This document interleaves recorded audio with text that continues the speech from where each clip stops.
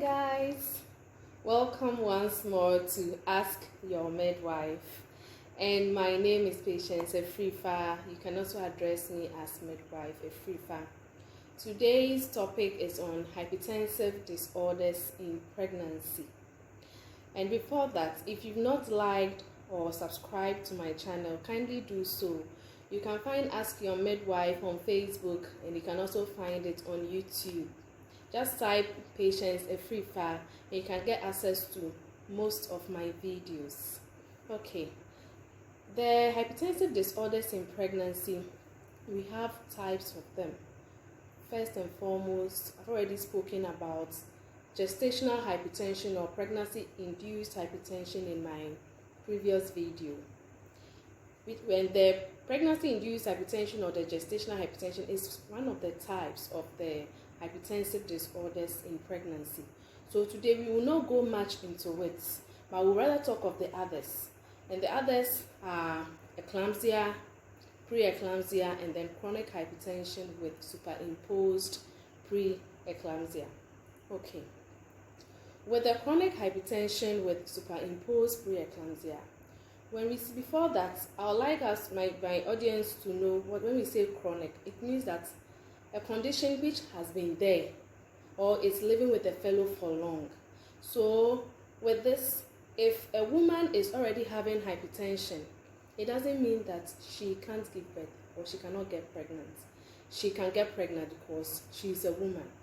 So in a situation whereby this woman who is already having hypertension and is on hypertensive medications, taking her medications and gets pregnant, this patient or this pregnant woman who is already a known hypertensive can have other signs and symptoms which will put her at risk or the baby at risk.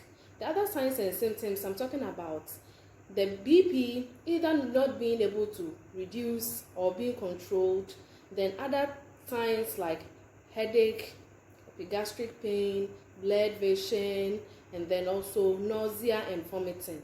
And then when we do the urine protein or when we check the urine, you realize that there is a remarkable protein urine of 1+ or more in her urine. At this stage, we will say that this woman is presenting with chronic hypertension with superimposed pre-eclampsia. The other signs that I made mention are signs of pre-eclampsia, meaning that this woman is at risk of going into fits or jerking, just like an epileptic patient. Okay, now when we come to pre-eclampsia itself, that is a woman who has no history of hypertension.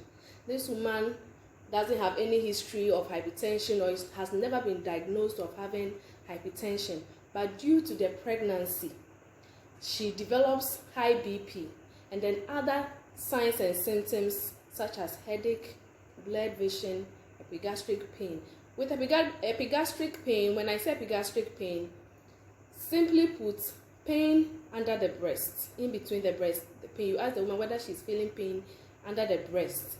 That is epigastric. That's how simple I can explain, or that's the simplest way we've been asking our clients whether they are experiencing that. And then this woman may have nausea, vomiting, and then when you check the urine protein, or when you check the urine for proteins, you realize that it is 1+ or more. At times, the woman presents with edema of the feet. Edema of the feet is when the feet becomes swollen, and when you pinch it or when you press it, you realize that it pits, and then it takes time before it goes back to normal. Now, when you see something like that, mothers, it is not a sign that you are going to give birth to twins.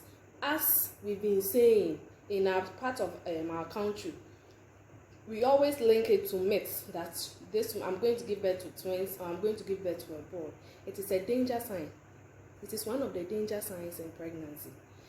So when you see something like this, please kindly report to the hospital for early intervention, because there are possibilities that you can be managed in order for you to go home alive, for you to have your baby and deliver safely. All right. Now, when we come to eclampsia, that is the stage whereby the woman now goes into actual fits or jerk. if you've ever seen an epileptic patient before who is fitting, it is the same thing. I'll say it is similar. They go through the same stages as epileptic clients go through. It's not like they are epileptic. They don't have any history of that, but it's due to their pregnancy. And what happens is that mostly I talk about the physiology.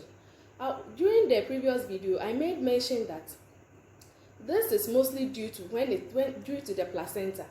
When there is formation of the placenta, the cells of the trophoblast, which also will dislodge the spiral arteries of the maternal decidua, after that incident, and the placenta is fully formed, this activity or this normal physiology is supposed to revert, but others don't, because during that time, that is where the placenta is forming, that is where the baby too is forming. So when that activity, that disruption of the arteries happens, more blood is pushed to the fetus in utero to help the baby to grow and also help the placenta to also develop.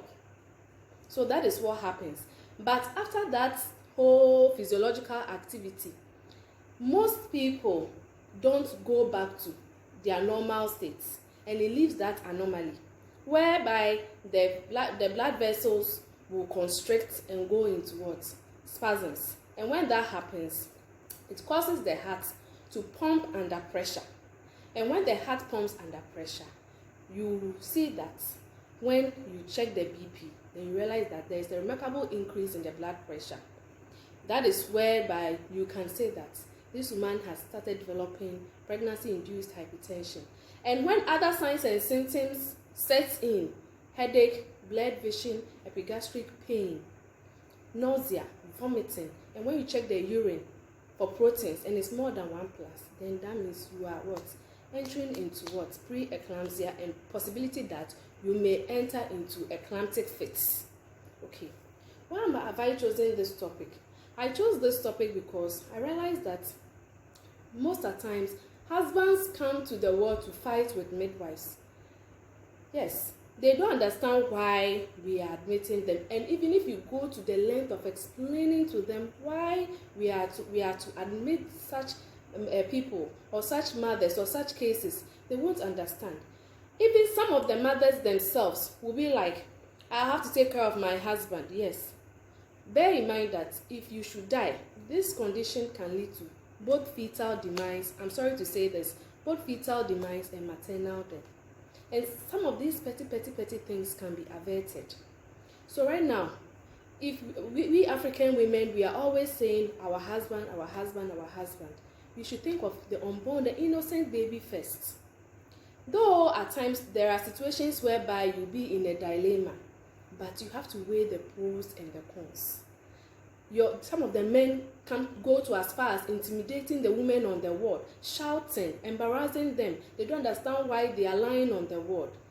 At times, they even write letters against medical advice to be discharged home. And when they go back home, they come back with complications. And at the end of the day, if matters get worse, this woman may lose her life as well as the baby. So mothers, ask your midwife. It's not a program to scare anybody. It is a program to help tailor such petty informations. These informations are still ongoing when you go to the antenatal clinics, when you go to the hospitals.